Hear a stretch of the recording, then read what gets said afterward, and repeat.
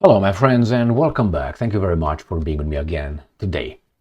Well, it didn't take long to show what I would claim the tolerance of the left in full display. Jean-Marie Le Pen's grave was vandalized. Why do I say the tolerant left? I will explain.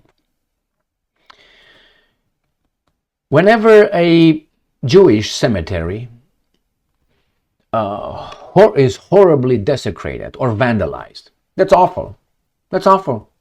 Whomever does it to whomever, that's a shitty way, People died over there, that's their resting, the dead people over their resting place and so on.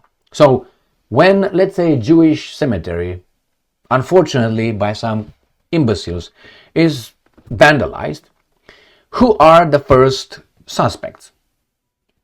Usually they say, without evidence at that point, they're the neo-Nazis, the far right, the conservatives. So they go mildly from the Nazis to far right to conservatives to this kind of group of people of a certain color who hates this, and then they start blaming, anti-Semitism and all that. Okay, this is usually how the story is portrayed to us without even with the evidence provided. They think, who could have done it? And obviously you go to the suspects, who could have done this, right? And obviously you say, who could have done it? The people who hate the particular group or that, all right? Irrational hate or whatever you want to call it. Now let's put the same logic in Jean-Marie Le Pen, right? Here he is, not that one actually. Here he is. This is the person who, there are some groups and people who hate this guy. He died, this year, January 7th, 2025. Jean-Louis Marine Le Pen. All right, so he died, and he was called all kind of names, being a anti-Semite, far-right politician, hating this kind of people, racist, all those things that, people are called when they say certain things. All right, now, I just want to find something here. Now what happened now? We have this incident right here. Le Pen's grave vandalized in France. Photos. This is 1st of February 2025. Now, if you think this is acceptable, right? If you think this is acceptable, then remember this could happen to one of your ancestors by people who might not like your ancestor. Unless you think your ancestor never did anything wrong to anybody, which he did. My ancestors did bad stuff. I'm guaranteeing you your ancestors did some bad stuff. So is that justified?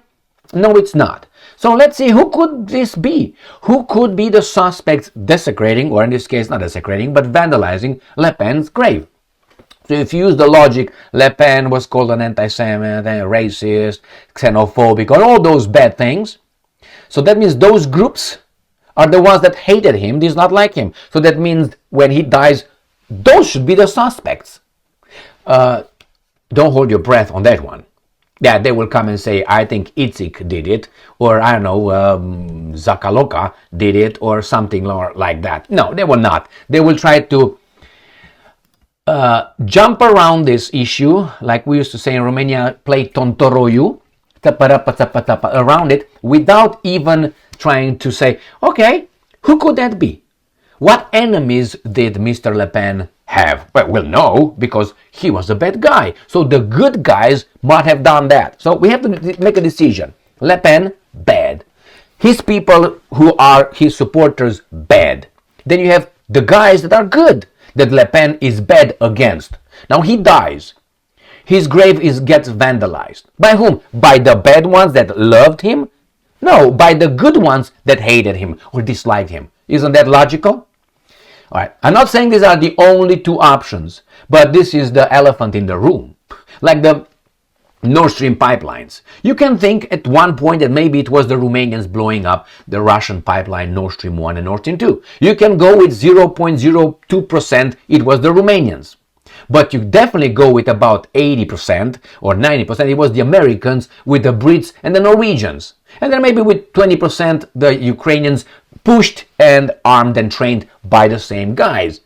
That's how it goes. Then you try to gather information, evidence, and then you reach a conclusion. You talk with people, check cameras and other things, and you find out who it was. And who it was will be punished according to the law. Correct? Correct. And that's the end of it. Or maybe they will institute now some laws in France against, because remember, every time something like this happens, why do I give the example of a Jewish cemetery?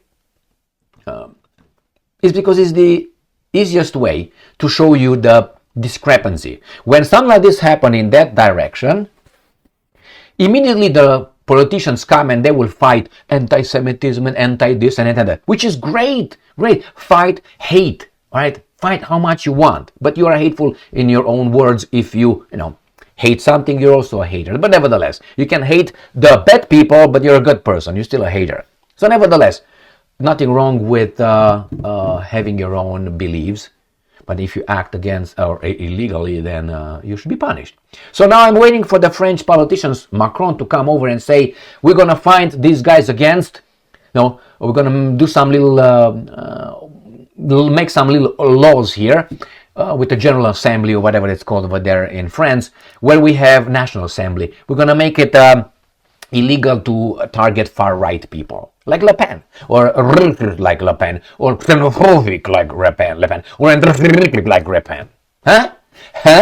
Do you think we're going to hear that? No. Why is it that way only in that direction? If you give me the, remember, I think the French people died in bigger number if you just count the wars than wars, not only the Second and the First World War, go back for others. Then these guys are giving me the... Anyway, let's move on.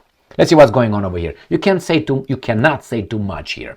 So according to Russia Today, Le Pen's grave vandalized in France. The desecration of the tomb of the National Front founder by unknown culprits has led to widespread condemnation. Excellent, excellent. The final resting place of Jean-Marie Le Pen, the late patriarch of France's right-wing movement, has been vandalized in the northwestern part of the country, according to local sources and photos circulating on social media. According to Le Figaro, the grave of the founder of the National Front Party is in the town of La Trinité-sur-Mer, Brittany, was desecrated overnight at some point between Thursday evening and Friday morning. A police source told the French Daily that the Celtic cross on the Le Pen family vault had been destroyed with a sledgehammer. Cross, who hates Christianity? Not the Muslims. They have not really much to do with that. So there must have been something else. I'm just using my investigative mind. All right? So what do you think this is, my friends? There is another option, not only the one that I mentioned, the most likely the people who hate Christianity or his views and his ideologies and so on, but could be people who really want to do this so they can have people like me talk like this. And there is someone from his entourage doing it so everybody gets, oh my God, vote for us, see, they're against us. Yeah, that's possible, but if you use this logic, I want you to use it in the other example as well. You can't, but if you do this, that means that you think that only this group of people is evil and the other group of people cannot be ever evil, which is false. I mean, you get into xenophobia and other things. So if you think that it was the Le Pen's supporters who did this, so now it's in the media and the people who say, oh my God, look what these guys did, and get voters for the elections in France, all right? Could be, but I want you to think the same way when it's the other way, when the shoe is in the other foot. Thank you very much for being with me again today. Just think about it. I don't support any this kind of desecration of or vandalization of a grave. Are there exceptions? All right. Thank you very much for being with me again today. Stay strong, stay smart, look for the truth, and be just.